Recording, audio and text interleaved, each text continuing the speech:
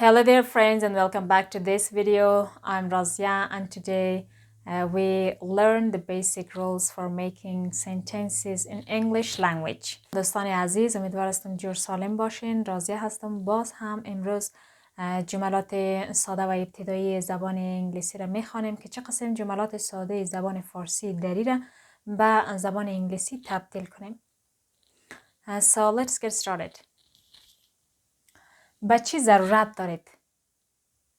اینا کلن جملاتی هستن که ما روزمره به اینا ضرورت داریم، مخصوصا برای کسایی که در همراه نیتیو سپیکرهای زبان انگلیسی هستن. به چی ضرورت دارین؟ What میشه چی؟ What do you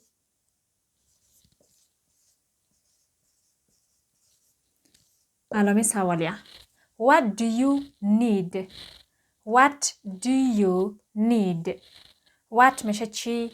do فعل کمکی جمله ما را به سوالی تبدیل کرده، معنی خاص نداره. You شما What do you need? Need ضرورت داشتن. What do you need? به چی ضرورت دارین؟ من آب میخواهم. I want میخواهم water. I want water. من آب میخواهم. من میدانم. من میدانم. I know.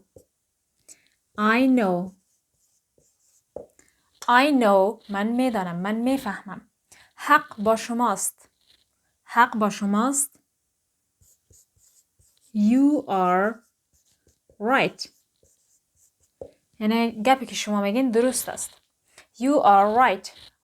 درست. گپ شما درست است. در کل معنا میکنیم you are right. حق با شماست یا گپ شما درست است. آیا شما میدانید؟ من میدانم. آیا شما میدانید؟ Do you know? Do you know? آیا شما میدانید؟ Do you know? آیا شما میدانید؟ Do باز هم فعل کمکی جمله را به سوالی تبدیل کردن. You شما know فهمیدن و دانستن. Do you know? من در حال تماشا کردن فیلم هستم. زمان حال جاری است که ما چه قسم بگوییم که من در حال تماشا کردن فیلم هستم، من در حال نوشتن هستم، من در حال تشریح کردن هستم. So I am تماشا کردن میگه watching. I am watching a movie. Movie میشه فیلم. I am watching a movie. I am watching a movie. پس من باز در اینجا در جمله زمان حال جاری فعل کمکی هست. watching اصل فعل تماشا کردن. a movie یک فیلم. I am watching a movie. اوه خدای من. میگیم oh my god. Oh my god. Oh my god. اوه خدای من. بعدن شما را میبینم. see you later. See you later. Later بعدن. you شما see هم دیدن. see you later بعدن شما را میبینم. من به تازگی اینجا آمدم.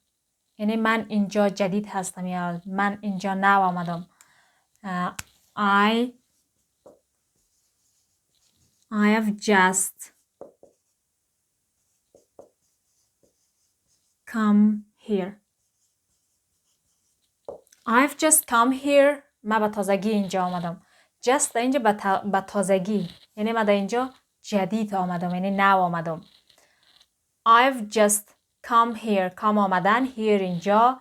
I have باز هم have در درس گذشته بر شما تشریح کردم که have در زمان حال کامل ما have به حیث فعل کمکی در جمله استفاده میکنیم.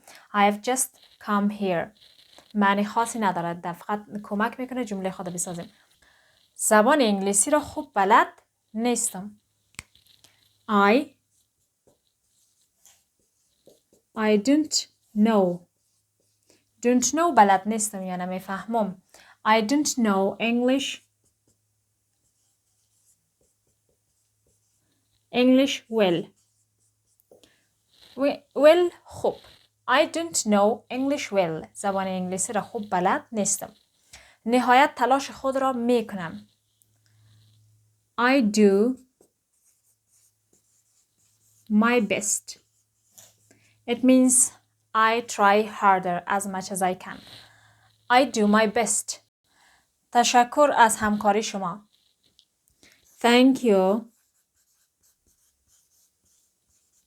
Thank you for your help. Help کمک همکاری. Thank you تشکری کردن. Thank you for your help. تشکر از همکاری شما. یک روز جبران خواهد کردم. یک روز جبران خواهد کردم.